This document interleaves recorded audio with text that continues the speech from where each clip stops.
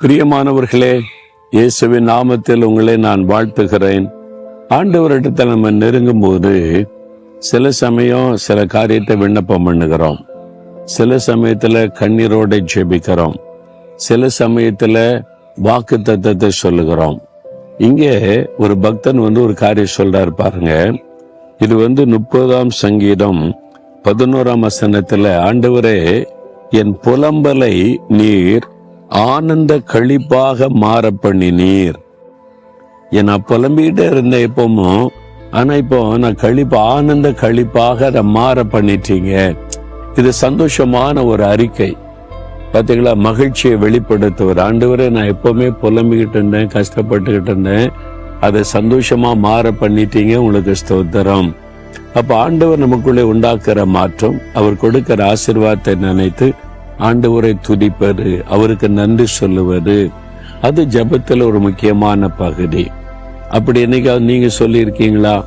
ஆண்டவர் எப்ப பார்த்தாலும் நான் புலம்பிக்கிட்டே இருப்பேன், கஷ்டப்பட்டுக்கிட்டே இருப்பேன், இப்போ என்னுடைய புலம்பலை நீங்க ஆனந்த களிப்பா மாற பண்ணிட்டீங்க, உங்களுக்கு ஸ்தோத்திரம்னு சொல்லி இருக்கிறீங்களா?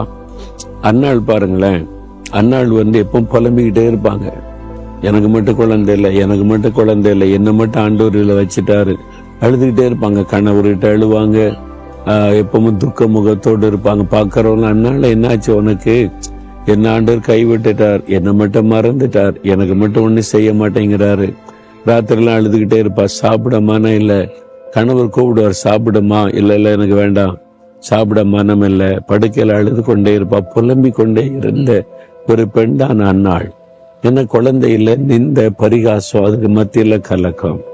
ஒரு நாள் ஆண்டவரிடத்தில் புலம்பினாள், கண்ணீர் விட்டு, ஆண்டவரே மன கசந்து அழுதாள், எனக்கு ஒரு குழந்தை கொடுங்க, உங்களுக்கே தந்துறன்னு எல்லா புலம்பலையும் ஆண்டோடைய பாத்துல வச்சுட்டாளா.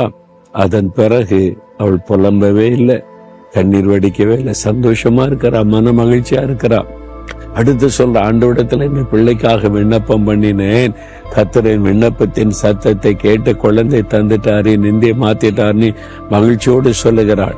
அதே மாதிரி தான் அந்த பக்தன் சொல்லுகிறார், என்னுடைய புலம்பலை நீர் ஆனந்த களிப்பாய் மாற்றினீர். உங்க வாழ்க்கையில எத்தனையோ காரியத்துக்கு புலம்புனீங்க, ஆண்டவர் அதில் அற்புதம் செய்தார்ல, ஆனந்த களிப்பாக மாற்றினார்ல, நன்றி சொன்னீங்களா? இன்றைக்காவது இன்னைக்கு சொல்லுங்க, ஆண்டவரே என் புலம்பலை ஆனந்த களிப்பாக மாற்றி விட்டீர், எனக்கு நன்மை செய்தீர், எனக்கு அற்புதம் செய்தீர், உமக்கு ஸ்தோத்திர, நிந்தையை மாற்றினீர், சுகம் கொடுத்தீர், உமக்கு ஸ்தோத்திரம் சொல்றீங்களா? நீங்க சொல்லும் போதே ஒரு சந்தோஷம் வரும். தொடர்ந்து ஆண்டவர் உங்களுக்கு அற்புதம் செய்ய அது வழிகளை உண்டாக்கி கொடுக்கும்.